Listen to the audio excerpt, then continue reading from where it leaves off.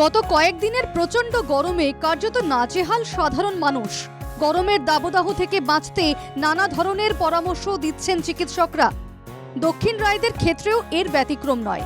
এই গরমে ঝড়খালি ব্যাঘ্র পুনর্বাসন কেন্দ্রে থাকা বাঘেদের জন্য ইতিমধ্যে এলাহি আয়োজন করেছে কর্তৃপক্ষ।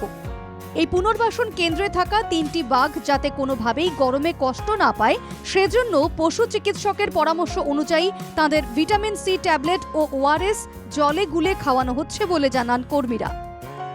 আমাদের ভেটেরিনারি অফিসারের অ্যাডভাইস মতো আমরা দিনের বেলা নাইট শেল্টারটা খোলা রাখছি, কেন ওরা ইনক্লোজার থেকে যখন খুশি নাইট শেল্টার আসতে পারে, এসে রেস্ট নিতে পারে রোদ্দুর থেকে।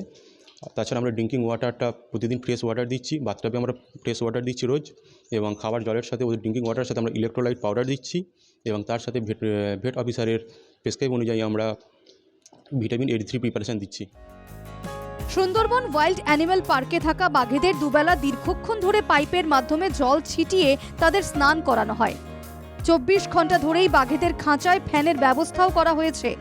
তাছাড়াও বাঘেদের এনক্লোজারের মধ্যে তৈরি করা হয়েছে বাথটাব। এক্সট্রা পদক্ষেপ বলতে এই গরমের সময় আমরা নিয়েছি প্রথমত ফ্যান। আমাদের 24 ঘন্টা বাঘেদের জন্য যখন বাঘ ঘরে থাকে তখন ফ্যান চালানো হচ্ছে, এবং বাঘ যে জল খাচ্ছে বাইরের থেকে আসলে, এবং সেই জলের সঙ্গে আমরা ওআরএস দিচ্ছি। বাঘের যে ইনক্লোজার আছে ভিতরে, সেই ইনক্লোজারের মধ্যে বাথটব আছে এবং ছোট ছোট পুকুর করা আছে।